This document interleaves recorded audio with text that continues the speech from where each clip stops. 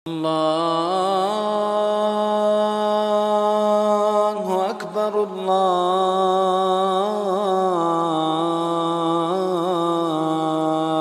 أكبر. السلام عليكم ورحمة الله. إن الحمد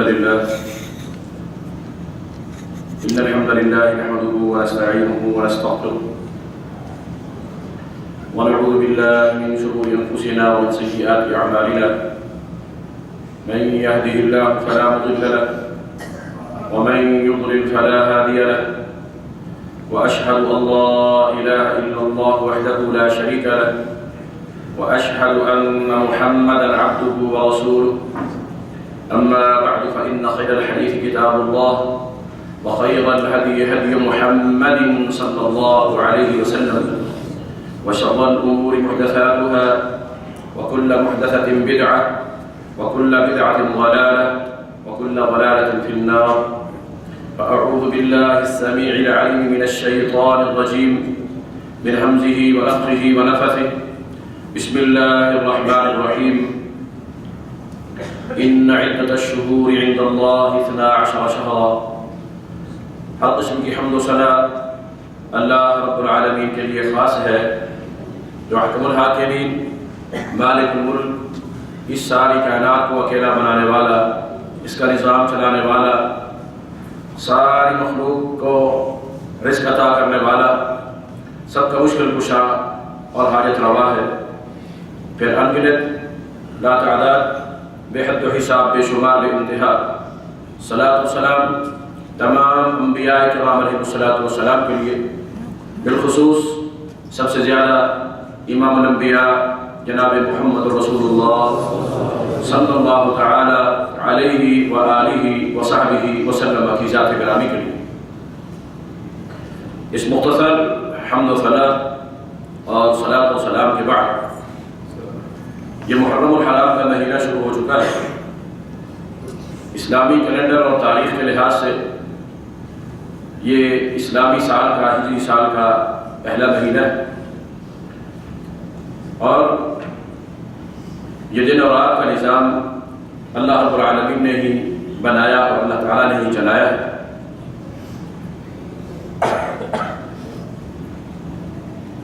سیکنڈ ملتے ہیں تو منٹ بنتے ہیں، منٹ ملتے ہیں تو گھنٹے بنتے ہیں، گھنٹے ملتے ہیں تو دن بنتا ہے، رات بنتی ہے، دن اور رات ملتے ہیں تو پھر ہفتے بنتے ہیں، ہفتے ملتے ہیں تو مہینہ بنتا ہے، اور مہینے ملتے ہیں تو سال بنتے ہیں، اور سال ملتے ہیں تو صدیاں بنتی ہیں. ایک ایک لمحے کو، ایک ایک دن کو، ایک ایک رات کو بنانے والا، چلانے والا اللہ رب العالمین وحدہ لا شریک ہے. یہ دن اور رات کا نظام اسی نے بنایا، اسی نے ہی چلایا ہے، تو ظاہر ہے پھر اس کے متعلق وہی اللہ تبارک و تعالیٰ ہی خبر دے گا کہ ان مہینوں میں، ان سالوں میں، ان دنوں میں، ان راتوں میں کیا کیا عظمت، کیا کیا فضیلت اور کیا کیا حرمت اور مقام اور درجہ ہے. جب ان کو بنانے والا بھی اللہ تعالیٰ ہے تو ان کو عظمت اور فضیلت، رتبہ اور مرتبہ عطا کرنے والا بھی کون ہے؟ اللہ تعالیٰ ہے. انسانوں میں سے کسی کے اختیار میں یہ نہیں ہے کہ اپنی مرضی سے کسی دن کو کوئی فضیلت دے دے، کسی رات کو کوئی عظمت دے دے، کسی مہینے کو کوئی عظمت والا یا شان والا بنا دے، اور کسی مہینے کو اس کی عظمت سے فارغ کر دے. جب بنانے والا بھی اللہ ہے تو انہیں عظمت عطا کرنے والا بھی کون ہے؟ اللہ. تو سال کے جو 12 مہینے قرآن کریم میں اللہ رب العالمین نے ارشاد فرمایا ہے ان عدت الشہور عند اللہ 12 شہرا. اللہ تعالیٰ کے نزدیک سال کے مہینوں کی گنتی 12 ہے، اور فرمایا منھا 4 حرم، ان میں سے 4 مہینے حرمت والے ہیں. اور یہ جو حرمت والے مہینے ہیں اللہ تعالیٰ نے ان کو جو حرمت اور عظمت عطا کی ہے یوم خلق السماوات والارض، اسی دن سے ہے جس دن سے اللہ تعالیٰ نے یہ زمین اور آسمان پیدا کی اور بنائے. یہ قرآن کی آیت. اور ان 4 مہینے جو حرمت والے اللہ تعالیٰ نے بیان فرمائے ہیں وہ کون کون سے ہیں، اس کی وضاحت، ان کے نام قرآن کریم میں موجود نہیں ہے، مگر امام الانبیاء جناب محمد رسول اللہ صلی اللہ علیہ وسلم جو صاحب قرآن ہیں، قرآن کی وضاحت، تشریح اور تفسیر اپنے قول اپنے فعل سے، کہ اللہ رب العالمین نے جو قرآن ان کے اوپر نازل کیا ہے، وَأَنزَلْنَا إِلَيْكَ الذِّكْرَ لِتُبَيِّنَ لِلنَّاسِ مَا نُزِّلَ إِلَيْهِمْ، کہ جو اس کی حقیقت ہے وہ کھول کھول کر بھی بیان کرنی ہے، تو محمد رسول اللہ صلی اللہ علیہ وسلم نے کھول کر بیان کرنی۔ وہ 4 مہینے کون سے ہیں؟ نبی اکرم صلی اللہ علیہ وسلم ارشاد فرماتے ہیں، صحیح بخاری کی صحیح حدیث ہے، اسلام کے آنے سے پہلے جو مکہ کے کافر مشرک تھے وہ بھی ان مہینوں کی حرمت کو مانتے تھے، تسلیم کرتے تھے، لیکن بسا اوقات ان کی حرمت کو آگے پیچھے کر دیتے تھے، مقدم اور مؤخر کر دیتے تھے، مگر نبی صلی اللہ علیہ وسلم نے ان الزمان قد استدار كهيئته يوم خلق السماوات والارض، اب کسی کو یہ حق حاصل نہیں ہے کہ ان مہینوں کے اندر تقدیم و تاخیر کرے، کسی کی مہینے کی عظمت کو کم کر دے، کسی کو اور کو بڑھا دے۔ وہ کرتے کیا تھے بھلا؟ اگر ان کی جنگ لڑائی جاری ہوتی تھی، کوئی حرمت والا مہینہ آ جاتا، وہ کہتے تھے کہ پر جنگ لڑتے رہتے ہیں تاکہ اس کا کوئی فیصلہ ہو جائے، اس مہینے کی حرمت کو ہم ختم کر دیتے ہیں، سائڈ پر رکھ دیتے ہیں، اس کے بدلے میں بعد میں ایک اور مہینہ ہم حرمت والا اپنی طور سے بنا دیں۔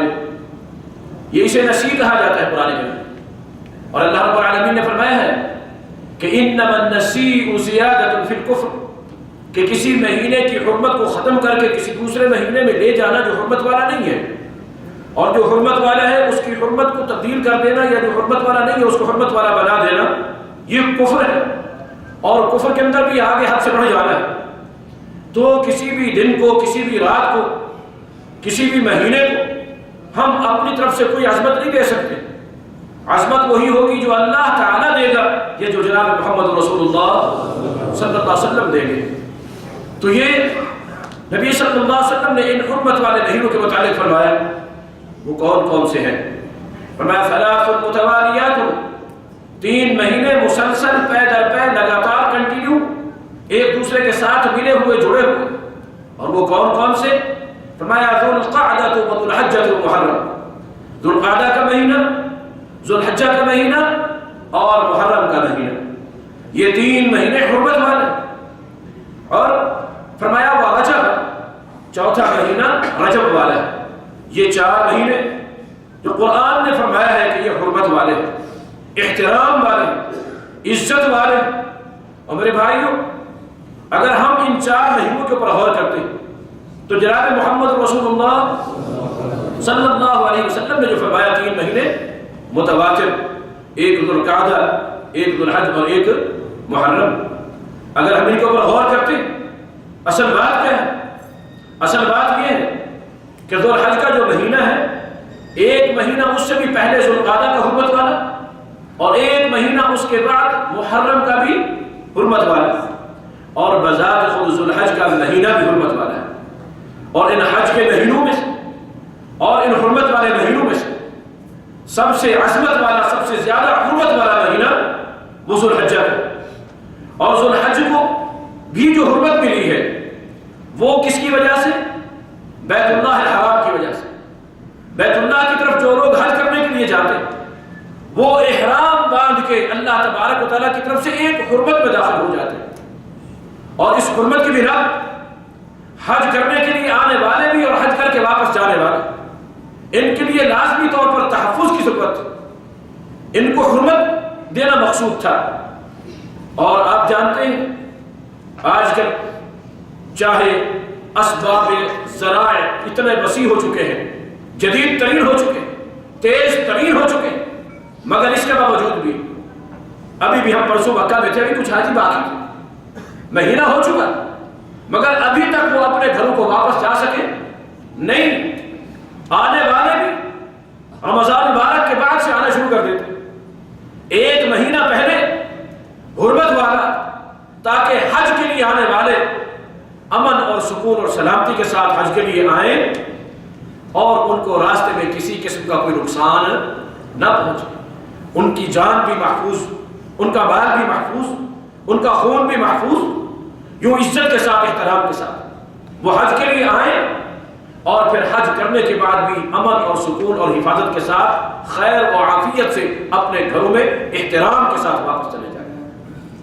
اصل مہینہ حرمت والا ذوالحجہ ہے، اور میرے بھائی حج کی وجہ سے اللہ تبارک و تعالیٰ نے صرف اس مہینے کو حرمت نہیں عطا کی، بلکہ جو جو چیز بھی حج کے ساتھ منسلک ہوتی چلی جائے گی اللہ تبارک و تعالیٰ اس کو بھی حرمت عطا کرتا چلا جاتا ہے۔ اصل تو بیت اللہ الحرام تھا، اور اللہ رب العالمین نے وَلِلَّهِ عَلَى النَّاسِ حِجُّ الْبَيْتِ مَنِ اسْتَطَاعَ إِلَيْهِ سَبِيلًا، کہ بیت اللہ ہے، اس کے حج کے لیے آنا ہے، وہ بیت اللہ الحرام۔ سبحان الذي أسرى بعبده ليلا من المسجد الحرام إلى المسجد الأقصى، وہ مسجد الحرام، وہ بیت اللہ الحرام، اصل تو وہی مسجد، مگر یہ کہ اس جگہ پر جو بھی آ جائے صرف مسجد میں داخل ہو جانے کے بعد کئی لوگوں کو مسجد میں جگہ ہی نہیں ملتی، تو پھر جہاں جہاں تک یہ شہر پھیلتا چلا جائے گا پھر اس بلد کو بھی بلد الحرام قرار دیا گیا، اور اس کے اندر حدود حرم متعین کر دی گئی، اور مینا کو اس کا بعض حصہ حرم میں، بعض حصہ حرم سے باہر، مگر اس مینا کو بھی مشاعر حج ہونے کی بنا پر اللہ تبارک و تعالیٰ نے ایک اور حرمت عطا فرمائی۔ نبی اکرم صلی اللہ علیہ وسلم ان حرمت کے مقامات اور جگہ کے متعلق مکہ ہے، مینا ہے یا مزدلفہ اور عرفہ، نبی صلی اللہ علیہ وسلم فرمایا کہ لا يعضد شجرها ولا يقطع شجرها ولا يعضد شوكها، حتیٰ کہ ان حرمت والے مقامات پر انسان نہیں، جانور اور حیوان نہیں، بلکہ خشک اور بے جان درخت اور گھاس کی جھاڑیاں تک بھی اور کانٹوں تک کو بھی تحفظ دیا گیا کہ کسی درخت کو کاٹنا بھی جائز نہیں، کسی جھاڑی کو کاٹنا بھی جائز نہیں، کسی کانٹے کو بھی جھاڑنا جائز نہیں۔ ان جھاڑیوں کو بھی حرمت، اور ان درختوں کو بھی حرمت، ان گھاس پھوس کی جڑی بوٹیوں کی بھی حرمت۔ جب نبی صلی اللہ علیہ وسلم نے بات ارشاد فرمائی، ایک صحابی نے کہا اللہ کے رسول آپ تو بالکل ہمیں منع کر رہے ہیں، ہم کوئی چیز بھی استعمال نہیں کر سکتے، کاٹ سکتے، لیکن الا الازخر، یہاں ایک چھوٹی سی جھاڑی اور بوٹی ہوتی ہے ازخر کی، وہ بعض اوقات ہم گھر کی چھتوں میں استعمال کرتے ہیں، بعض اوقات آگ جلانے کے لیے اس کو استعمال کیا جاتا ہے، تو اس کی تو اجازت دے دیجیے، یہ بہت زیادہ ضروری ہے۔ تو نبی صلی اللہ علیہ وسلم فرمایا الا الازخر، پھر اس ضرورت کے تحت تمہیں اس کے کاٹنے کی اجازت ہے۔ اگر شکار کرنے والا آدمی باہر سے کسی شکار کو پکڑنے کی کوشش کرتا ہے، وہ دوڑ کر حدود کے حرم کے اندر داخل ہو جائے تو پھر اس شکار والے جانور کو بھی ایذا دینا، تکلیف دینا، اس کا شکار کرنا کیا ہے؟ منع ہے۔ اس جانور کو بھی تحفظ، حتیٰ کہ میرے بھائیوں نبی صلی اللہ علیہ وسلم نے تو یہاں تک فرما دیا کہ وَلَا يُلْتَقَطُ لُقَطَتُهَا، اگر کسی کی کوئی چیز گری پڑی ہے تو اس کو اٹھانا بھی جائز نہیں، جس کی ہے پڑی وہ خود ڈھونڈے گا، تلاش کرے گا، اٹھا لے گا۔ ہاں إِلَّا لِمُنْشِدٍ، جو اس نیت اور ارادے سے اٹھاتا ہے کہ میں اس کا اعلان کروں گا، جس کی ہے اس کے مستحق تک پہنچانے کی کوشش کروں گا، وہ تو اٹھا سکتا ہے، مگر جس کی نیت مالک تک پہنچانے کی نہیں ہے، اس کی اعلان اور اشتہار کی نہیں ہے، لوگوں کے سامنے پہنچانے کی نہیں، اپنی جیب میں ڈالنے کی نبی صلی اللہ علیہ وسلم نے اجازت نہیں دی۔ اس مال کو بھی تحفظ، وہاں انسانوں کو بھی تحفظ، جانوروں اور حیوانوں کو بھی تحفظ، صرف یہی نہیں بلکہ ان مشاعر کو بھی اور ان جگہوں اور مقامات کو بھی، اور اس کے ساتھ ساتھ جو چیز بھی حج کی طرف منسوب ہوتی چلی جائے۔ قرآن کریم میں اللہ رب العالمین نے فرمایا لا تحلوا شعائر اللہ ولا الشهر الحرام ولا الهدي ولا القلائد ولا آمین البیت الحرام۔ لوگوں خیال کرنا، اللہ تبارک و تعالیٰ نے جو حرمت عطا کی ہے ان چیزوں کو، ان کی حرمت کو توڑنا نہیں ہے، ان کی حرمت کو پامال نہیں کرنا، ان کی حرمتوں کی عزت کا احترام کرنا ہے، بجا لانا ہے، خلاف ورزی نہیں کرنی۔ لا تحلوا شعائر اللہ، جو اللہ کے شعائر ہیں، مقامات ہیں، مینا ہے، مزدلفہ ہے، عرفات ہے، مکہ ہے، حرم ہے، حدود حرم ہے، خیال کرنا، ان کی حرمتوں کو نہیں توڑنا، جس چیز کا حکم صرف وہی کچھ کرنا ہے، جن چیزوں سے روک دیا گیا، منع کر دیا گیا، تم نے ان کے قریب نہیں جانا، ان کی حرمتوں کو تم نے پابند نہیں کرنا ہے۔ وَلَلشَّهْرِ الْحَرَامَ، اور ہاں خیال کرنا جو حرمت والے مہینے ہیں، ان حرمت والے مہینوں کی حرمت کو بھی پابند نہیں کرنا۔ وَلَلْهَدْيَ، حتیٰ کہ وہ جانور جو قربانی کے لیے لایا جا رہا ہے، اگر راستے میں تمہیں کہیں مل جائے، اس کو بھی تم نے کوئی تکلیف نہیں دینی، ایذا نہیں پہنچانی، آگے کی طرف چلا دینا ہے، اپنے قبضے میں نہیں رکھنا، ذبح کر کے خود نہیں کھانا، اس کو آگے پہنچانا ہے، حتیٰ یبلغ الہدی محلہ، اس کو اس کے اپنے اصل مقام تک پہنچانا ہے۔ اس جانور کو بھی تحفظ، اسے بھی حرمت عطا کر دی گئی۔ صرف یہی نہیں، وہ جانور قربانی کا جانور ہے، علامت اور نشانی کے طور پر اس کے گلے کے اندر جوتیوں کے بنے ہوئے ہار ڈال دیے جاتے تھے۔ وَلَلْقَلَائِدَ، فرمایا حتیٰ کہ ان جانوروں کے گلے کے اندر جو پڑے ہوئے پرانے جوتیوں کے ہار ہیں، تم نے ان کو بھی نقصان نہیں پہنچانا، ان کی حرمت کو بھی پامال نہیں کرنا۔ بعض دفعہ لوگ اس کو ہٹا دیتے تھے اور دوسرے بندے اس کو پکڑ لیتے تھے، وہ گلے سے بھی نہیں اتارنا، اس کی حرمت کو برقرار رکھنا کہ وہ جانور کے گلے کے اندر پڑا ہوا جوتا وہ بھی حرمت والا، وہ رسی بھی حرمت والی، وہ جانور بھی حرمت والا، تو اس لیے اللہ تبارک و تعالیٰ فرمایا ان کی حرمت کو تم نے برقرار رکھنا۔ تو اصل حرمت والا مہینہ وہ ذوالحج کا مہینہ ہے، جس چیز کو بھی حج سے نسبت ہوتی چلی جاتی ہے اللہ اس کو حرمت عطا کرتا چلا جاتا ہے۔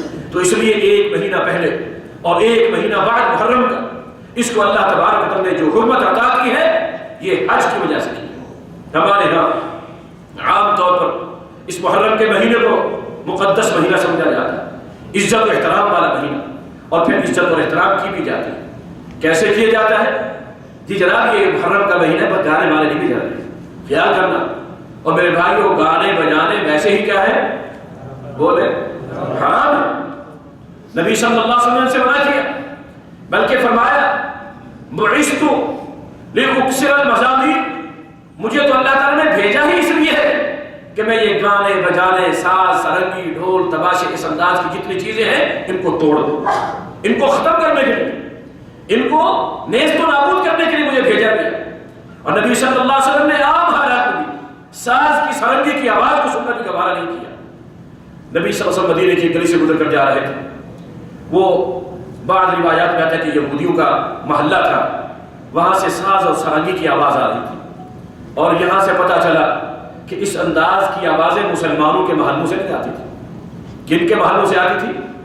یہودیوں کے محلے سے۔ اس سے گزرے، ساز کی آواز آ رہی ہے، نبی صلی اللہ علیہ وسلم نے اپنی انگلیاں اپنے کانوں میں دی، اپنے کانوں میں انگلیاں ٹھونس دی تاکہ یہ غلیظ اور گندی یہ آواز میرے کانوں میں نہ جائے۔ نبی صلی اللہ علیہ وسلم نے انگلیاں ٹھونسی ہوئی ہیں، سفر بھی کرتے چلے جا رہے ہیں، نبی صلی اللہ علیہ وسلم بچے سے پوچھتے ہیں آواز آ رہی ہے؟ بچہ کہتا ہے ہاں آ رہی ہے۔ آپ انگلیاں نہیں نکالتے، پھر سفر کرنے کے بعد تھوڑی دیر کے بعد پھر پوچھا آواز آ رہی ہے؟ جی آ رہی ہے۔ انگلیاں نہیں نکالی، خود انگلیاں نکال کے چیک نہیں کیا کہ دیکھو آواز آ رہی ہے کہ نہیں آ رہی، بلکہ کیا کیا؟ بچے سے پوچھتے رہے۔ جب بچے نے بتلایا کہ آواز نہیں آ رہی تو اس وقت نبی صلی اللہ علیہ وسلم نے اپنے کانوں سے انگلیاں نکال دی۔ تو گانا بجانا یا غنا، نبی صلی اللہ علیہ وسلم فرماتے ہیں ان الغنا تنبت النفاق فی القلب، کہ یہ گانا بجانا دل کے اندر منافقت پیدا کرتا ہے۔ آج میرے بھائیوں ہمارے ماحول معاشرے کی عمومی حالت دیکھ لیجیے، وہ منافقت کے اوپر مشتمل ہے۔ اللہ ہم سب کو صحیح اور خالص ایمان نصیب فرمائے، نفاق سے محفوظ فرمائے، منافقت سے محفوظ فرمائے۔ وجہ کیا ہے کہ منافقت کیوں ہے؟ اس لیے ہم گانے بجانے یہ چیزیں بڑے شوق سے سنتے بھی ہیں، دیکھتے بھی ہیں، اور پھر دل میں منافقت پیدا ہو جاتی ہے۔ اللہ تعالیٰ ہمیں محفوظ فرما دے۔ تو بہرحال مقدس مہینہ سمجھ کر، رب اس کو حرمت والا مہینہ سمجھ کر اس کا احترام کیا جاتا ہے۔ فلمیں بند ہو جاتی ہیں سینماؤں کے اندر۔ عام حالات میں ہمارے پاکستان برے صغیر پاک و ہند میں جتنے ٹی وی چینل ہیں سب کے اوپر ڈرامے بھی بند، فلمیں بھی بند۔ جس چینل کو بھی آپ کھولیں گے آپ کو بس جو ہے نا ماتم نظر آئے گا، یہ مجلس نظر آئے گی، کالے سیاہ کپڑوں کے اندر لوگ بیٹھے ہوئے نظر آئیں گے. ایسے ہوتا ہے یا نہیں ہوتا؟ جی یہ احترام ہے، یہ رمضان کا اس کا محرم کا احترام میرے بھائیو. کس لیے؟ اور ہمارے ہاں اس کو مقدس مہینہ سمجھا جاتا ہے، احترام والا مہینہ سمجھا جاتا ہے، احترام بھی کیا جاتا ہے، مگر کس بنیاد پر کہ جناب اس میں سیدنا حسین رضی اللہ عنہ کی شہادت ہوئی واقعہ کربلا کی وجہ سے. میرے بھائیو میں پہلے بتا چکا ہوں اللہ تبارک و تعالیٰ نے اس کو جو حرمت عطا کی ہے وہ واقعہ کربلا کی وجہ سے نہیں، وہ ذوالحج کی وجہ سے، حج کی وجہ سے. اور یہ جو حرمت اللہ تعالیٰ نے عطا کی ہے، فرمایا یوم خلق السماوات والارض، ہم نے اس ان مہینوں کو یہ حرمت عطا کی جس دن سے ہم نے زمین اور آسمان پیدا کیے، جس دن سے زمین و آسمان بنائے اسی دن سے ہی یہ حرمت اللہ تبارک و تعالیٰ نے ان مہینوں کو عطا فرما دی. اور ان مہینوں کی حرمت کا تقاضا کیا ہے؟ قرآن کریم میں ہی اللہ رب العالمین نے بیان فرمایا یسألونک عن الشہر الحرام، یہ ان حرمت والے مہینوں کے متعلق آپ سے پوچھتے اور سوال کرتے ہیں کہ ان کی حرمت کس لیے ہے. فرما دیجئے کہ قل قتال فیہ کبیر، ان مہینوں کے اندر قتال، قتل و غارت، خون، دنگا فساد اور جنگ لڑائی، یہ ساری چیزیں منع کرتے ہیں. قتال فیہ کبیر، وہ کبیرہ گناہ. میرے بھائیوں عام حالات میں بھی قتل کبیرہ گناہ ہے، کسی کو ناحق قتل کرنا کبیرہ گناہ ہے، بہت بڑا جرم. انہ من قتل نفس بغیر نفس، جو بغیر کسی عذر کے شریک کے کسی کو قتل کر دیتا ہے اس کا ٹھکانہ اللہ رب العالمین نے ہمیشہ ہمیشہ کے لیے جہنم کو بیان کرنا ہے. اللہ ہم سب کو محفوظ کرنا. تو قتل ویسے بھی حرام، مگر اس مہینے میں یہ ایک حرمت کا تقاضا. سنیے اللہ نے یہ حرمت عطا کی تو تقاضا کیا ہے کہ ان مہینوں کے اندر یہ جنگ، جدال، خون خرابہ، یہ چیزیں نہیں ہونی چاہیے. ایک اور مقام پر بھی ان کی حرمت کا تقاضا، جہاں یہ فرمایا کہ منہا اربعۃ حرم، 4 مہینے حرمت والے ہیں، وہاں ساتھ ہی فرما دیا فلا تظلموا فیہن انفسکم، کہ ان مہینوں میں اپنے آپ پہ ظلم نہیں کرنا، اپنے آپ پہ زیادتی نہیں کرنا. اپنے آپ پہ ظلم کا ایک معنی تو یہ ہے کہ کسی دوسرے پر ظلم نہیں کرنا، کہ دوسرے پر ظلم وہ بھی اپنے آپ پر ظلم ہے. کہ انما المؤمنون اخوہ، تمام مومن آپس میں کیا ہے؟ بھائی بھائی ہے. دوسرے پر ظلم اپنے آپ پر ظلم ہے. اور فلا تظلموا فیہن انفسکم کا ایک معنی اپنے آپ پہ ظلم نہیں کرنا. کوئی گناہ، کوئی نافرمانی، گناہ ویسے بھی عام حالات میں ان 4 مہینوں کے علاوہ بقیہ مہینوں میں بھی حرام، اور ان گناہوں کے قریب نہیں جانا ہے، اپنے آپ کو بچانا ہے. مگر اس مہینے کی وجہ سے اس گناہ کی جو شدت ہے اس کے اندر اضافہ ہو جاتا ہے. دیکھیے نا، ایک شخص کوئی غلط کام کرتا ہے بازار میں کھڑا ہو کر، لوگ اس کو عیب سمجھتے ہیں، برا سمجھتے ہیں، لیکن چلو یہ بازار میں کھڑا ہو کر کرتا ہے. مگر وہی گناہ اگر کوئی شخص مسجد میں آ کر کرے، مسجد میں آ کر کرے، ہر کوئی یہ کہے گا کہ یار تجھے مسجد ہی ملی تھی، مسجد میں آ کر. ایک انسان سارا سال کھاتا پیتا رہتا ہے، مگر رمضان 12 کے مہینے میں روزے دار ہیں، وہ کھانا پینا چھوڑ دیتے ہیں. مگر ایک شخص بغیر روزے کے ساتھ ہے، دن کے وقت برسر چوک وہ کھڑا ہو کر کھا رہا ہو تو ہر کوئی اس کو کہتا ہے تو شرم نہیں آتی؟ رمضان کا مہینہ ہے، تو چوک پہ کھڑا ہو کر کھا. اب مہینے کی وجہ سے، رمضان کی وجہ سے اب اس کا جرم بڑھ گیا. جیسے کسی عظمت والے مہینے کی عظمت کی بنا پر نیکی میں، اجر میں، ثواب میں، نیک عمل کی اجر اور ثواب اور نیکی میں اضافہ کر دیا جاتا ہے، کئی گنا اس کی فضیلت بڑھا دی جاتی ہے. تو اسی طرح ان حرمت والے مہینوں کے اندر جو گناہ ہے اس کی شدت کو بھی کئی گنا بڑھا دیا جاتا ہے. اس لیے فرمایا فلا تظلموا فیہن انفسکم، کوئی ظلم، کوئی زیادتی، نہ کسی کے اوپر زیادتی کرنا، حق تلفی کرنا، اور کوئی جرم. ظلم کا ایک معنی خود قرآن میں بھی موجود ہے، قل یا عبادی الذین اسرفوا علی انفسہم لا تقنطوا من رحمت اللہ، اے وہ لوگوں جنہوں نے اپنے آپ پہ ظلم کر لیا، زیادتی کر لی، گناہ کر لیے، اللہ تعالیٰ کی رحمت سے مایوس نہیں ہونا، نا امید نہیں ہونا. تو یہ گناہ، کوئی بھی گناہ، یہ حرمت والے مہینوں کی حرمت کا تقاضا ہے کہ گناہ کئی گنا بڑھا دیا جاتا ہے اور اس کی وبال کے اندر اضافہ کر دیا جاتا ہے، سزا کو بڑھا دیا جاتا ہے. لیکن کوئی فضیلت والا اگر دن ہو یا رات ہو، کسی اللہ اس کے رسول نے کوئی فضیلت عطا کی ہے، اس دن میں جس طرح عبادت کا اجر اور ثواب بڑھا دیا جاتا ہے، نیکی کی فضیلت کو بڑھا دیا جاتا ہے، درجے اور مقام کو بڑھا دیا جاتا ہے۔ تو اسی طرح ان حرمت والے مہینوں میں جو گناہ انسان کرتا ہے تو اس گناہ کی جو شدت ہے وہ اس سے ہٹ کر جو بقیہ دن ان سے کہیں زیادہ ہوتی ہے۔ ان میں بھی جرم ہوتا ہے، گناہ ہوتا ہے، مگر ان حرمت والے مہینوں کی حرمت توڑنے کی بنا پر سزا اور زیادہ بڑھا دی جاتی ہے۔ اس لیے ان مہینوں کی حرمت کا تقاضا اپنے آپ کو ہر گناہ سے بچانا ہے، ہر برائی سے بچانا ہے، ہر بے حیائی سے بچانا ہے، ہر نافرمانی سے اپنے آپ کو بچانا ہے۔ اور میرے بھائیوں، ہمارے ہاں یہ مہینہ شروع ہوتے ہی بہت سے ایسے اعمال شروع ہو جاتے ہیں کہ جن کو اگر ہم قرآن اور سنت کی روشنی میں دیکھیں تو ان کا کوئی ثبوت یا کوئی تذکرہ نہیں ملتا ہے۔ مثال کے طور پر چاند نظر آتے لوگ سیاہ کپڑے پہن لیتے، کئی لوگ چار پہیاں الٹی کر دیتے کہ سیدنا حسین رضی اللہ عنہ کو شہید کیا گیا، ظلم قتل کیا گیا، لہذا اب سوگ میں اور غم میں کالے کپڑے پہن لیتے ہیں اور ماتم شروع ہو جاتا ہے، چار پہیاں اونھی اور الٹی کر دی جاتی۔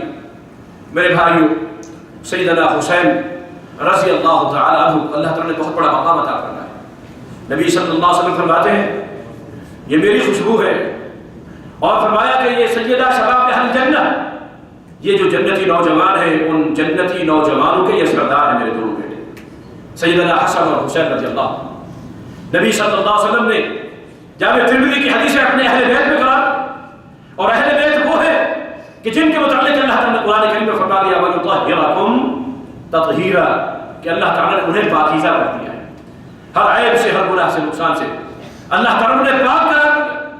یہ اللہ تعالیٰ نے بہت بڑی عظمت عطا فرمائی۔ نبی اکرم صلی اللہ تعالیٰ علیہ وآلہ وسلم خود کیا ارشاد فرماتے ہیں، یہ جو غم ہے، سوگ ہے کسی کی موت کا، کسی کے دنیا سے جانے کا، رسول اللہ فرماتے کہ لا يحد على میت فوق ثلاث، کوئی بھی فوت ہونے والا فوت ہو جائے، اس فوت ہونے والے کے اوپر 3 دن سے زیادہ سوگ نہیں کرنا ہے۔ صحیح بخاری کی حدیث، 3 دن سے زیادہ الا لزوج، ہاں بیوی کو اجازت دی گئی ہے کہ وہ اپنے خاوند کے لیے 4 ماہ اور 10 دن تک سوگ کر سکتی ہے، مگر اس کے علاوہ کسی اور کو، کسی دوسرے کو یہ حق حاصل نہیں ہے کہ کسی بھی فوت ہونے والے کے لیے وہ اس طرح سوگ کا اظہار کرے۔ اور میرے بھائیوں، اس سوگ کے اظہار میں سب سے جو بڑی بات وہ ماتم کیا جاتا ہے، روتے ہیں، پیٹتے ہیں، مرثیے ہوتی ہے، نواخوانی ہوتی ہے، اپنے آپ کو تھپڑ مارتے ہیں، کپڑے پہاڑتے ہیں، سر پہ مٹی ڈالی جاتی، غم کے اظہار کا یہ طریقہ صحیح بخاری کی حدیث۔ نبی صلی اللہ علیہ وسلم کہتے ہیں لیس منا من ضرب الخدود وشق الجيوب ودعا بدعوى الجاہلیہ، وہ شخص ہم میں سے نہیں ہے، ہماری امت سے نہیں ہے، ہمارے ساتھ اس کا کوئی تعلق نہیں ہے، جو اپنے چہرے پہ تھپڑ مارتا ہے، اپنے جسم پہ تھپڑ مارتا ہے، اپنے گریبان کو چاک کرتا ہے، اور جاہلیت کے طور طریقے کے نوحے، مرثیے اور بیت، یہ اس انداز کی جو چیزیں ہیں جو یہ عمل کرتا ہے، نبی صلی اللہ علیہ وسلم فرماتے ہیں کہ لیس منا، وہ ہم میں سے نہیں، ہمارے پیروکاروں میں سے نہیں، ہماری امت میں سے نہیں، ہمارے ساتھ اس کا کوئی تعلق نہیں۔ ایک اور حدیث میں نبی اکرم صلی اللہ علیہ وسلم ارشاد فرماتے ہیں لعن اللہ النائحۃ والمستمعۃ، کہ اللہ تعالیٰ نے لعنت کی ہے اس شخص کے اوپر جو نوحے کرتا ہے اور نوحے سنتا ہے۔ ہمارے بعض دوست اور احباب ایسی ایسی مجلسوں میں چلے بھی جاتے ہیں، یار دیکھنے میں کیا حرج ہے، تو سننے میں کیا حرج ہے، جتنی دیر بھی جائیں گے کان کے اندر جو آواز پڑ رہی ہے لعنت پڑ رہی ہے، سننے والے کے اوپر، دیکھنے والے کے اوپر، پڑھنے والے کے اوپر بھی۔ اور صرف یہی نہیں، نبی اکرم صلی اللہ علیہ وسلم فرماتے ہیں انا بریء ممن حلق وسلق، جو اپنے کپڑے پھاڑے، اپنے چہرے پہ اپنے تھپڑ مارے، اپنے آپ کو زخمی کرے، سر پہ مٹی ڈالے، ہائے ہائے وائے وائے کرے، وین کرے، روئے، اور نوحے اور مرثیے جو اس انداز کا عمل کرتا ہے، انا بریء، میں اس سے بری ہوں، میرا اس کے ساتھ کوئی تعلق نہیں۔ تو میرے بھائیوں، یہ عمل، یہ طریقہ دیکھیے کہ سیدنا حسین رضی اللہ عنہ کی شہادت بہت بڑی شہادت ہے، بہت ظلم کیا گیا، ظلم کی انتہا، مگر اس کے باوجود جو یہ سیدنا حسین رضی اللہ عنہ یہ نواسے ہیں، نواسے اور ان کے نانا کون ہے؟ محمد رسول اللہ صلی اللہ علیہ وسلم، جن کا رتبہ، شان، مرتبہ اور مقام ان سے بھی کیا ہے؟ اعلیٰ ہے۔ ان کو تو جو رتبہ مل رہا ہے نا، ان کے نواسا ہونے کی وجہ سے، ان کے اہل بیت ہونے کی وجہ سے، ان کے بیٹی کے بیٹے ہونے کی وجہ سے یہ ساری عظمتیں مل رہی ہیں، تو نبی صلی اللہ علیہ وسلم کے ساتھ اس رشتے کی وجہ سے یہ نواسا، مگر خود نانا امام الانبیاء جناب محمد رسول اللہ صلی اللہ علیہ وسلم جب فوت ہوئے، ان کی وفات اور موت کا غم کوئی معمولی تھا؟ ان کی وفات اور موت کا غم کوئی معمولی تھا؟ نہیں۔ خود اسی سیدنا حسن و حسین رضی اللہ تعالی عنہما کی والدہ سیدہ فاطمہ فرماتی ہے کہ صبت علیہ مصائب لولا صبت علی الایام سرن لیالیہ، کہ جو مصائب اور مشکلات اور مصیبتیں میرے بابا محمد رسول کی وفات کے بعد میرے اوپر آن پڑی ہیں، اگر یہ دنوں کے اوپر ڈالی جاتی یہ بھی رات بن جاتی۔ اس قدر غم، اس قدر صدمہ، صحابہ افسوس اور غم کی بنا اپنے حواس کھو بیٹھے، مدینے کے اندر کوہرام، مگر اس کے باوجود کسی ایک صحابی نے بھی ماتم نہیں کیا، کسی ایک صحابی نے وین نہیں کیا، اونچی آواز میں رو رو کے نبی صلی اللہ علیہ وسلم کے غم میں سیدہ فاطمہ بھی نہیں روئی، خود سیدہ حسن بھی نہیں روئے، سیدہ حسین بھی نہیں روئے، سیدنا علی بھی نہیں روئے رضی اللہ تعالی عنہم۔ کسی ایک صحابی نے بھی یہ طور طریقہ اختیار نہیں کیا۔ کیوں؟ اس کی وجہ یہ کہ نبی صلی اللہ علیہ وسلم نے اس کی تعلیم نہیں دی۔ ہاں، اہل ایمان پر پریشانیاں آ جاتی ہیں، مصائب آ جاتے ہیں، مشکلات آ جاتے ہیں۔ رب کا قرآن کیا کہتا ہے؟ رب کا قرآن اذا اصابتهم مصیبت قالوا انا للہ وانا الیہ راجعون، اور پھر صبر سے کام لیتے ہیں، اور ان اللہ مع الصابرین۔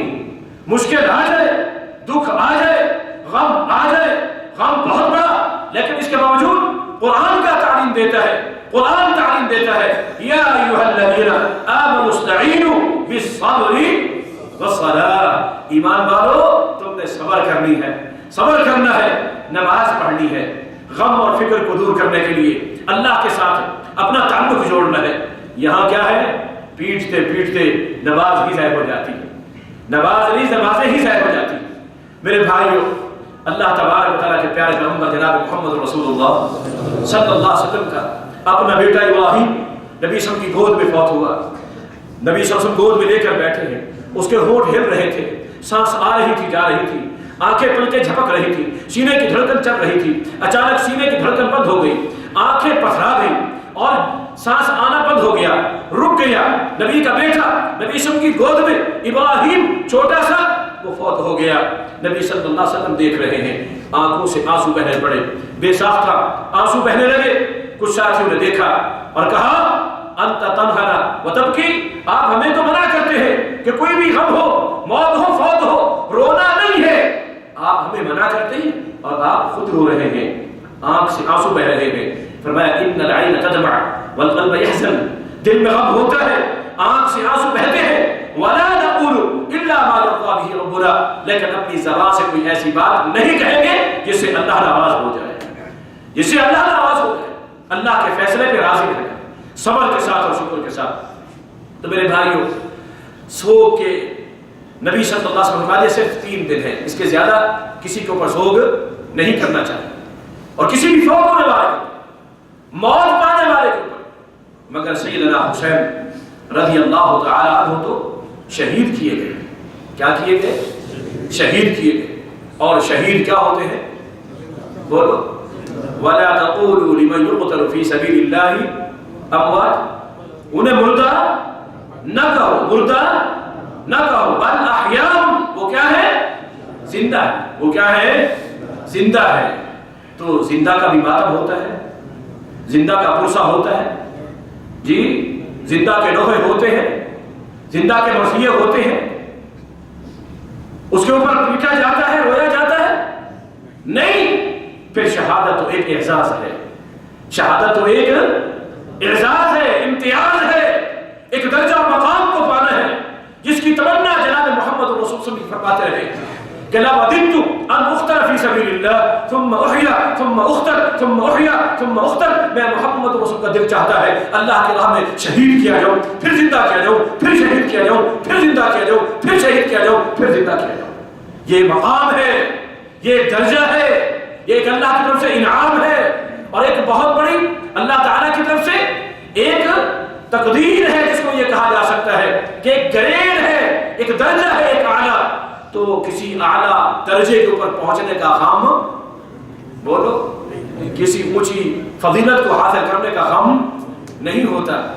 میرے بھائیو، اس مہینے کے اندر پھر اسی حوالے سے واقعہ کربلا بیان کیا جاتا ہے، اور اس واقعے کے اندر صحابہ کرام رضوان اللہ علیہم اجمعین کو برا بھلا بھی کہا جاتا ہے کہ نعوذ باللہ ان لوگوں نے بھی ظلم کیا تھا۔ حالانکہ سیدنا حسین رضی اللہ عنہ کی شہادت میں کوئی ایک صحابی بھی شامل نہیں تھا، تاریخی طور پر بھی یہ بات ہے، کوئی ایک صحابی بھی اس میں شامل نہیں تھا۔ یہ کوفی لوگ تھے، یہ اور لوگ تھے جن کو خود سیدہ زینب نے دیکھ کر بھی فرمایا تھا، پھر بعد میں رو بھی وہی رہے تھے، رو بھی وہی رہے تھے۔ تو سیدہ زینب نے دیکھ کر فرمایا تھا کہ ہؤلاء یبکون ومن قتلنا دونہم، یہ لوگ اگر رو رہے ہیں تو پھر ہمیں قتل کس نے کیا ہے؟ کیا معنی کہ یہی رونے والے پیٹنے والے ہی ہمیں قاتل اور قتل کرنے کے بعد رو کر پیٹ کر اپنے جرم کو چھپانا چاہتے، اپنے جرم کو چھپانا چاہتے۔ اللہ اکبر۔ تو میرے بھائیو، اس میں صحابہ کرام میں سے کوئی ایک صحابی بھی شامل نہیں تھا۔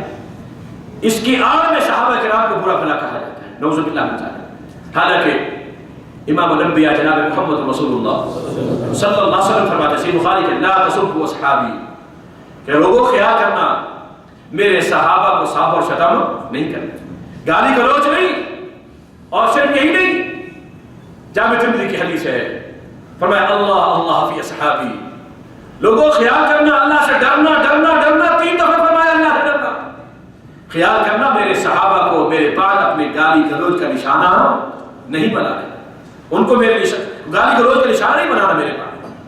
اور اللہ تعالیٰ نے کیا عظمت اور مقام عطا فرمایا، اللہ رب العالمین نے قرآن کریم میں فرما دیا کل وعد اللہ الحسنى، ان سب کے ساتھ اللہ نے جنت کا وعدہ فرما دیا۔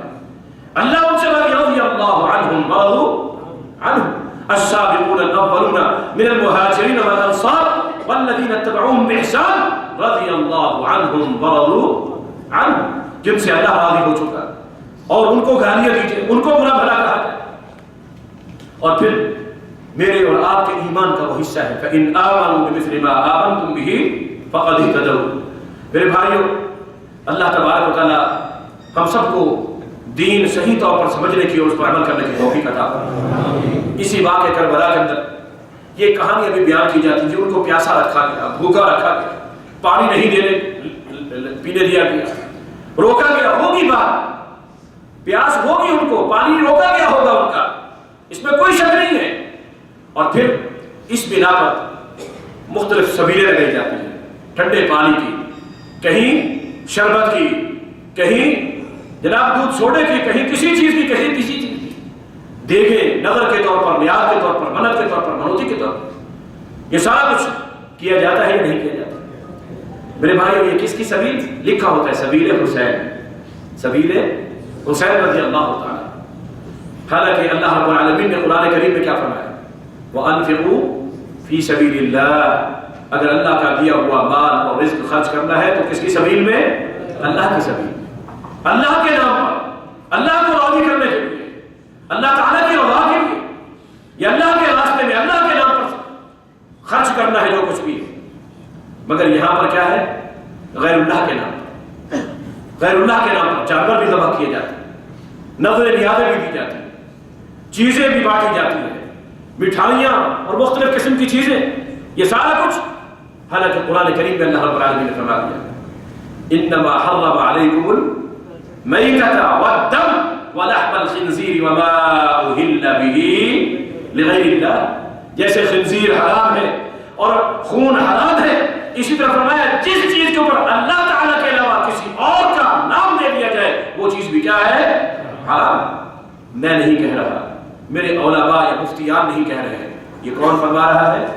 رب کا قرآن فرما ہے کہ وہ حرام، اور یہاں پر لوگ بڑے شوق کے ساتھ جا کر تبرک سمجھ کر برکت والا سمجھ کر شوق سے لڑ بھیڑ کے ایک دوسرے کو دھکے دے کے لے رہے ہوتے ہیں۔ صرف وہی نہیں، اپنے آپ کو سنی کہلانے والے بھی ماشاءاللہ وہ بھی آگے بڑھ چڑھ کر پہنچ کر میرے بھائیوں جو غیر اللہ کی نظر ہے نیاد ہے قرآن کی روح سے وہ کیا ہے؟ حرام۔ اور مال رزق عطا کرنے والا کون ہے؟ اللہ۔ اور مالی عبادت، مال خرچ کرنا مالی عبادت، زکوٰۃ مالی عبادت، صدقہ مالی عبادت، خیرات مالی عبادت، نذر مالی عبادت، نیاز مالی عبادت، اور مالی عبادتیں جتنی بھی ہے یہ ساری کی ساری کس کے لیے ہے؟ اللہ تعالیٰ کی۔ تو پھر اس لیے ہم سب کو جن کے علم میں اب یہ بات آ گئی ہے اللہ تعالیٰ عمل کی توفیق عطا فرمائے، تو اس انداز کے کسی بھی شرکی عمل میں اپنے آپ کو داخل نہیں کرنا ہے، شامل نہیں کرنا، اس سے اپنے آپ کو کیا کرنا ہے؟ بچانا ہے۔ میرے بھائیوں قرآن کریم میں نظر بھی ہے تو کس کے لیے ہے؟ جی اللہ اکبر۔ نبی صلی اللہ علیہ وسلم نے ایک حدیث میں فرمایا کہ اللہ نے اس شخص پر لعنت کی من نظر لغیر اللہ، جو اللہ کے علاوہ کسی اور کے نام کی نظر مانے۔ نظر بھی کس کا حق ہے؟ اللہ کا۔ نیاز بھی کس کا حق ہے؟ اللہ کا۔ اور اٹا اور گھٹا آٹا بھی دیا جاتا ہے، جانور بھی ذبح کیے جاتے ہیں۔ فصل لربک وانحر، اگر جانور بھی ذبح کرنے ہیں تو کس کے لیے؟ لربک، رب کے لیے، کسی اور کے لیے نہیں، کسی اور کے رضا کے لیے نہیں۔ اور اسی طرح سیدنا حسین رضی اللہ تعالی عنہ جس سواری پہ سوار ہو کر گئے تھے، اس سواری کے یادگار کے طور پر گھوڑے کو درج بنایا جاتا ہے، اس کے دو پر بنا کر کے ذوالجناحین یا اس کو ذوالجناح بھی کہا جاتا ہے، اور پھر اس کو چوما جاتا ہے، چاٹا جاتا ہے، ہاتھ لگا کر چومتے ہیں، بچوں کو اوپر سے نیچے سے گزارتے ہیں تبرک کے طور پر۔ حالانکہ جناح العیون میں ملا باقر مجلسی شیعہ عالم اس نے لکھا کہ جب سیدنا حسین رضی اللہ تعالی عنہ مدینہ سے چلے تھے کوفہ کی طرف جانے کے لیے، ان کی سواری جو تھی وہ اونٹنی تھی۔ سواری کیا تھی؟ اونٹنی تھی۔ مگر جلوس کے اندر پوجنے کے لیے، چومنے کے لیے، چاٹنے کے لیے سیدنا حسین رضی اللہ تعالی عنہ کی سواری کے طور پر کیا لایا جاتا ہے؟ جی کیا لایا جاتا ہے؟ گھوڑا۔ ایک دو جگہ پر اس نے کوئی غلط حرکت کی تو اب وہاں گھوڑیاں نکالنا شروع کر دی، گھوڑا نہیں نکالتے۔ تو حالانکہ یہ سواری نہیں تھی ان کی، سواری اونٹنی تھی۔ کتنا بڑا دھوکہ دیا جاتا ہے، کتنا بڑا دھوکہ دیا جاتا ہے۔ اور ہماری قوم بھی ماشاءاللہ سبحان اللہ، ہم نے بھی سعادت حاصل کی تھی، ہاتھ لگا کے چوما ماشاءاللہ، منت مانی نیاز نظر مانی۔ اور پھر صرف یہی نہیں ہے میرے بھائیوں، سیدنا حسین رضی اللہ عنہ کو شہید کر دیا گیا، اس شہادت کے اوپر مرثیے یہ اس کے متعلق آپ سن چکے۔ پھر ان کی قبر کی شبیہ بنائی جاتی، اوپر پھر وہ جو بنایا جاتا ہے گنبد شنبد، جس کو عام حالات میں روضہ کہا جاتا ہے یا مزار کہا جاتا ہے، وہ اس کی شبیہ بنائی جاتی، پورا اس کا نقشہ بنایا جاتا ہے، اور میں قبر بھی بنائی جاتی۔ اور میں پہلے بھی عرض کر چکا ہوں کہ سیدنا حسین رضی اللہ عنہ شہید ہیں، اور شہید زندہ ہوتے ہیں، موت انہیں موت نہیں، مگر قبر کس کی ہوتی ہے؟ مردے کی ہوتی ہے۔ قبر کس کی ہوتی ہے؟ مزار کس کا ہوتا ہے؟ جبہ کبہ کس کا ہوتا ہے؟ جی مردے کا ہوتا ہے، زندہ کا نہیں، زندہ کا نہیں۔ اور کہتے ہیں کہ زندہ ہے اور سر کے اوپر کاندھوں کے اوپر اٹھایا ہوا ہے، تو کس چیز کو؟ جو موت کی نشان، جو موت کی دلیل۔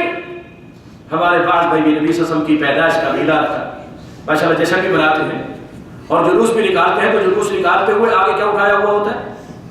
نبی صلی اللہ علیہ وسلم کا روزہ اٹھایا ہوا، نبی صلی اللہ علیہ وسلم کی خبر مبارک کی وہ شبیہ ہوتی ہے بنی ہوئی، وہ بھی۔ حالانکہ قبر جو ہے، قبر یہ ولادت کی دلیل نہیں ہے، کس کی دلیل ہے؟ وفات کی دلیل۔ روزہ اور یہ نبی صلی اللہ علیہ وسلم کی قبر مبارک کے اوپر بننے والا یہ گنبد، یہ قبہ، یہ نبی صلی اللہ علیہ وسلم کی قبر کی دلیل۔ اور قبر کس کی نشانی ہوتی ہے؟ دلیل ہوتی ہے موت کی۔ اور جلوس کس چیز کا نکالا جا رہا ہے؟ ولادت کا، پیدائش کا، میلاد کا۔ الٹا ہی سلسلہ ہم نے اپنایا ہوا ہے۔ اللہ ہم سب کو ہدایت نصیب فرمائے۔ میرے بھائیوں، میرا مقصد تنقید نہیں ہے، اعتراض نہیں ہے، صرف سمجھانے کی عرض سے کر رہا ہوں۔ اللہ ہم سب کو صحیح سمجھ نصیب فرمائے۔ تو شبیہ بنائی جاتی ہے، اپنے ہاتھوں سے اس کو بناتے، کہیں لکڑی سے بنایا جاتا ہے، کہیں کاغذ سے بنایا جاتا ہے، کہیں کسی چیز سے بنایا جاتا ہے، کبھی کسی چیز سے، اور بنانے والے اپنے ہاتھوں سے بناتے ہیں، اس کے اوپر رنگ بھی کرتے ہیں، اور وہ پڑا ہوا ہے، ہل جل نہیں سکتا، اس کو اٹھاتے بھی کیا ہے؟ خود ہے، اپنے کندھوں پہ اٹھا کے بھی لے جانا ہے، جہاں تک لے جانا ہے واپس بھی لے آنا ہے، کسی اور اپنی مرضی سے نہیں، مگر کیا ہے؟ پھر اسی کو چوم رہے ہیں، اسی کو چاٹ رہے ہیں، اسی کے بوسے لیے جا رہے ہیں کہ جناب یہ کیا ہے؟ یہ مولا مشکل کشا ہے۔ گھوڑے کو بھی کہتے ہیں کہ مولا مشکل کشا ہے، اور میرے بھائیو ادھر حضرت علی کو بھی مولا مشکل کشا اور ادھر گھوڑے کو بھی مشکل کشا، نعوذ باللہ من ذالک۔ حقیقی طور پر مشکلوں کو حل کرنے والا کون ہے؟ امن یجیب المضطر اذا دعاہ ویکشف السوء، کون ہے جو پریشان حال کی پریشانی کو دور کرے، مشکل میں مبتلا شخص کی مشکل کو دور کرے، اس کی مشکل کشائی کرے اور اس کی مشکل کو حل کر کے اس کو آسانی فراہم کرے، وہ کون ہے؟ اللہ۔ ان سب کی عزت بھی کرنی ہے، احترام بھی کرنا ہے، ان سے پیار بھی ہے، ان سے محبت بھی ہے، مگر ہر ایک کا جو درجہ اور مقام اللہ اس کے رسول کی طرف سے ملا ہوا ہے، ہم نے وہی درجہ اور مقام دینا ہے، اپنی طرف سے کوئی درجہ اور مقام ان کو نہیں دے دینا۔ تو میرے بھائیوں پھر جلوس کی صورت میں نکلنا، مارنا، پیٹنا، خون نکالنا، یہ ساری چیزیں اسلام میں نہیں ہیں، اللہ اس کے رسول صلی اللہ علیہ وسلم سے نہیں، حتیٰ کہ خود سیدنا حسین رضی اللہ عنہ کی شہادت کے بعد کل 12 امام یہ لوگ کہتے ہیں کہ کتنے امام؟ 12۔ اب حضرت علی رضی اللہ عنہ پہلے، دوسرے حضرت حسن، تیسرے کیا ہے؟ حضرت حسین رضی اللہ عنہ۔ اب یہ شہید ہو گئے، 12 میں سے بھی باقی کتنے ہیں؟ 9۔ ان 9 میں سے کسی بھی ایک امام نے سیدنا حسین رضی اللہ عنہ کی شہادت کے متعلق، شہادت کے بعد کوئی ایسا طور طریقہ اختیار کیا؟ کوئی جلوس نکالے، کوئی گھوڑا نکالا، کوئی تعزیہ نکالا، کوئی سبیلیں چلائیں؟ کچھ بھی نہیں ہے۔ ان 12 اماموں میں سے جن کے متعلق یہ کہا جاتا کہ یہ معصوم ہے، اگر یہ نیکی ہوتی، یہ عبادت ہوتی، یہ اس کا اجر ہوتا، اس کا کوئی ثواب ہوتا، یہ دین میں شامل اور داخل ہوتی یہ چیزیں، تو کیا سمجھتے ہیں کہ وہ ان کو چھوڑ دیتے؟ وہ ان پر عمل کرتے یا نہ کرتے؟ جی عمل کرتے یا نہ کرتے؟ مگر ان لوگوں نے ان چیزوں میں سے کسی بھی چیز پر عمل نہیں کیا، ان چیزوں میں سے کسی چیز پر عمل نہیں کیا۔ یہ ان لوگوں نے بعد میں بنائی ہے ان کے نام پر، ان پاکیزہ مقدس ہستیوں کے نام پر، یہ چیزیں بعد میں بنائی گئی، بعد میں گھڑی گئی، اور پھر اس کو اپنے سیاسی اور مذہبی مفادات حاصل کرنے کا ذریعہ بنا لیا گیا۔ حالانکہ نبی صلی اللہ علیہ وسلم جو دین دے کر گئے، جو شریعت دے کر گئے، فرمایا ترکتکم علی المحجۃ البیضاء، میں تمہیں واضح دین کے اوپر چھوڑ کر جا رہا ہوں، لیلھا کنہارھا، جس کی راتیں بھی دن کی طرح چمکنے والی، جس میں کوئی ٹیڑھ پن نہیں، کوئی چیز ڈھکی چھپی نہیں ہے، ہر چیز کھول کھول کر بیان کر دی گئی ہے، کسی چیز کو مخفی نہیں رکھا گیا۔ جو اللہ تعالیٰ نے نیکی کا کوئی ایک چھوٹے سے چھوٹا عمل بھی بتلایا تھا نبی صلی اللہ علیہ وسلم کو، نبی صلی اللہ علیہ وسلم نے امت کو بتلایا، کچھ چھپایا نہیں، اور کوئی بھی گناہ کا ایسا عمل نہیں تھا جو اللہ نے بتلایا اور نبی صلی اللہ علیہ وسلم نے امت کو بتلا دیا تاکہ میری امت کے لوگ اس سے بچ جائیں، اس سے ڈر جائیں، اس سے دور ہو جائیں۔ یہ ساری چیزیں گناہ کی صورت میں نبی صلی اللہ علیہ وسلم نے بیان فرمائی، منع کیا ہے، اور ان کو علماء نے، اہل علم نے، محققین نے، ان میں سے بعض اعمال تو ایسے ہیں جو محض بدعت نہیں ہے، شرک کی حد تک جا کر پہنچتے ہیں، شرک کی حد تک۔ اور آپ جانتے ہیں کہ انہ من یشرک باللہ فقد حرم اللہ علیہ الجنہ ومأواہ النار، جو اللہ کے ساتھ کسی کو ذرہ برابر شریک بنا دیتا ہے، اللہ تبارک و تعالیٰ اس کے اوپر جنت کو حرام کر دیتا ہے، اور اس کا ٹھکانہ جہنم ہے، اللہ ہم سب کو محفوظ کرے۔ اور بعض اعمال بدعت کے زمرے کے، دین کے اندر ان کی کوئی گنجائش نہیں ہے، ذرہ برابر نہیں، اور نبی صلی اللہ علیہ وسلم ہر خطبے میں ارشاد فرمایا کرتے تھے کہ کل محدثۃ بدعۃ وکل بدعۃ ضلالہ وکل ضلالۃ فی النار۔ عام حالات میں بھی نبی صلی اللہ علیہ وسلم نے خیال کرنا، ایاکم والمحدثات الامور، جو بعض لوگ اس انداز کی چیزیں گھڑ کر اپنی طرف سے ایجاد کر کے، جس کے اوپر لیس علیہ امرنا، من احدث فی امرنا ھذا، اس ہمارے دین والے معاملے میں اگر کوئی شخص کسی عمل کو اختیار کرتا ہے، ایجاد کرتا ہے، گھڑ کر دین میں شامل کرتا ہے، تو فرمایا فلیس منا، وہ ہم میں سے نہیں ہے، اور فرمایا فہو رد، کہ وہ عمل کیا ہے؟ مردود، اور اس عمل کو کرنے والا بھی کیا ہے؟ مردود۔ اللہ سے دعا ہے اللہ تعالیٰ ہم سب کو صحیح انداز میں دین سمجھنے کی، اس پر عمل کی توفیق عطا فرمائے، اور اس انداز کی جو بدعات ہیں، جو خرافات ہیں، جو یہ چیزیں ہیں، اللہ ہم سب کو محفوظ فرمائے۔ یہاں پر اس حرمت کے حوالے سے اور محرم کے حوالے سے ایک اور بات کہ نبی صلی اللہ تعالیٰ علیہ وآلہ وسلم نبوت کے ملنے کے بعد 13 سال مکہ میں رہے، یہ مہینہ آتا رہا، اسی طرح گزرتا رہا، نبی صلی اللہ علیہ وسلم نے اس کے لیے کوئی خصوصی اہتمام نہیں فرمایا، اور جب ہجرت کر کے مدینہ تشریف لے آئے تو مدینہ پہنچنے پر پتہ چلا کہ یہودی لوگ 10 محرم کو عاشورہ کے دن روزہ رکھتے ہیں۔ تو نبی صلی اللہ علیہ وسلم نے پوچھا کہ اس کی وجہ کیا ہے؟ بتایا گیا کہ یہ وہ دن ہے کہ جس دن میں اللہ تعالیٰ نے موسیٰ علیہ السلام کو فرعون سے، اس کی فوجوں سے، ان کے ظلم سے اور سمندر کے ڈوبنے سے، غرق ہونے سے اللہ تعالیٰ نے نجات عطا کی تھی، تو شکرانے کے طور پر موسیٰ علیہ السلام نے روزہ رکھا تھا، تو یہ روزہ رکھتے ہیں۔ نبی فرماتے ہیں صلی اللہ علیہ وسلم نحن احق بموسیٰ منہم، ہم ان سے زیادہ موسیٰ علیہ السلام کے حقدار ہیں کہ ہم بھی روزہ رکھیں۔ تو نبی صلی اللہ علیہ وسلم نے فرمایا کہ ہمیں روزہ رکھنا چاہیے، اور پھر حتیٰ کہ صبح کے بعد نبی فرمایا جس نے ابھی تک کچھ نہیں کھایا وہ اسی طرح ہی کر یتم ذلک یوم، آج کے دن کا روزے کو کیا کر لے، پورا کر لے۔ صحیح بخاری کتاب الصیام میں سیدہ عائشہ رضی اللہ عنہا فرماتی ہے کہ رمضان مبارک کے روزوں کے فرض ہونے سے پہلے جو محرم کا روزہ تھا یہ فرض تھا، یہ کیا تھا؟ فرض تھا، لیکن فلما فرض رمضان، جب رمضان کے روزوں کو فرض کر دیا گیا تو پھر یہ روزہ محرم کا جو تھا وہ چھوڑ دیا گیا، اور اختیار دیا گیا کہ من شاء فلیصم من شاء فلیفطر، جو چاہے روزہ رکھے، جو چاہے روزے کو چھوڑ دے۔ مگر اس کے باوجود نبی صلی اللہ علیہ وسلم فرماتے ہیں کہ افضل الصیام بعد شہر رمضان شہر اللہ محرم، سب روزوں سے افضل روزہ رمضان مبارک کے روزوں کے بعد یہ اللہ کے مہینے محرم کا روزہ ہے۔ ایک بات یہ کہ نبی صلی اللہ علیہ وسلم نے اس کو اللہ کا مہینہ فرما دیا، اور پھر اس کی عظمت اور حرمت کی وجہ سے، اور دوسری بات یہ کہ اس مہینے کا رمضان کے بعد روزہ جو ہے وہ کیا ہے؟ افضل روزہ ہے۔ اور بالخصوص نبی صلی اللہ علیہ وسلم یہ عاشورہ کا 10ویں دن کا روزہ رکھا کرتے تھے۔ رمضان کے روزے فرض ہو گئے سن 2 ہجری میں، مگر اس کے باوجود بھی نبی صلی اللہ علیہ وسلم اس کا اہتمام فرمایا کرتے تھے۔ مگر جب پتہ چلا کہ یہودی جو ہیں یہ اللہ کے بھی دشمن تھے، انبیاء کے بھی دشمن، اللہ کی کتابوں کے بھی دشمن، اسلام کے بھی دشمن، ہر مرحلے کے سازشیں کرنے والے، پھر بہت سے معاملات میں نبی صلی اللہ علیہ وسلم نے حکم ارشاد فرمایا تھا کہ خالف الیہود والنصارى، کہ ان یہودیوں کی عیسائیوں کی کیا کرنی ہے؟ مخالفت کرنی ہے۔ اس مخالفت کی بنا پر نبی صلی اللہ علیہ وسلم نے فرمایا اب ہم نے ان کی مخالفت کرنی ہے، جو ہم 10 کو روزہ رکھتے ہیں نا، مخالفت کرنی ہے۔ اب اصل روزہ جس کی فضیلت بیان کی گئی، اور فضیلت بھی کیا؟ صحیح مسلم کی حدیث ہے کہ احتسب علی اللہ، مجھے یہ اللہ تعالیٰ سے امید ہے کہ اللہ تبارک و تعالیٰ اس روزے کا اجر و ثواب کیا عطا فرمائے گا کہ 1 سال کے جو پچھلے ہیں گناہ اللہ تبارک و تعالیٰ وہ معاف کروا دیتا ہے اس روزے کے نتیجے میں، اللہ ان گناہوں کو معاف۔ تو یہ عظمت در حقیقت عاشورہ کی یعنی 10 محرم کے روزے کی ہے۔ تو ہم روزہ یہ بھی رکھنا ہے مگر مخالفت یہود اور نصارہ کی بھی کرنی ہے، تو اس کا تقاضا کیا ہے کہ اس کے ساتھ 1 روزہ ملا دیجیے، وہ 1 رکھتے ہیں اور ہم کیا کریں؟ 2 رکھیں، تاکہ ان کے ساتھ مشابہت نہ رہے، مشابہت ختم ہو جائے۔ پھر 1 دن بعد 1 دن پہلے ایک حدیث میں رسول فرمایا لا اصوم التاسع کہ میں 9 کا روزہ رکھوں، اور ایک میں مسند احمد کی روایت صوموا یوما قبلہ او بعدہ، کہ 1 دن اس سے پہلے روزہ رکھو، 1 دن اس کے بعد روزہ رکھو۔ تو یہ روزہ ایک فضیلت والا روزہ ہے، اور جس کی فضیلت یہ بیان کی گئی کہ 1 سال کے گناہ جو ہے وہ اللہ تعالیٰ معاف فرما دیتا ہے۔ رمضان کے بعد یہ افضل روزہ، نبی صلی اللہ علیہ وسلم نے بھی اسے اپنایا، اس پر عمل کیا، صحابہ کرام بھی اس پر عمل کرتے تھے، ہمیں بھی چاہیے کہ ہم اس پر عمل کریں۔ اللہ تعالیٰ ہم کی توفیق عطا فرمائے۔